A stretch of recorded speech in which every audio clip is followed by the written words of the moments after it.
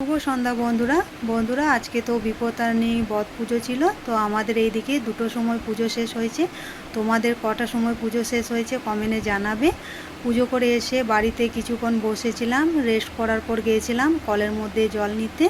Call থেকে জল নিয়ে এসে বাবাকে আর মেয়েকে বতের সুতো পরালাম।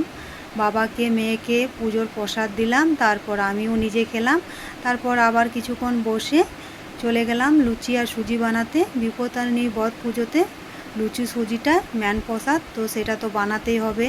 তো পাশের বাড়ির 4-5টা বাড়িতে দিতে হবে প্রসাদ, তার জন্য সব প্রসাদ বানিয়ে নিয়েছি। তো চলো তোমাদের সাথে সেইগুলোও আমি শেয়ার করব। বন্ধুরা এই যে দেখো লুচি বানিয়েছি অনেকগুলো।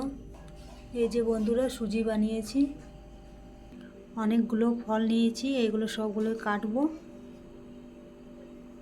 বন্ধুরা ফল কেটে নিয়েছি,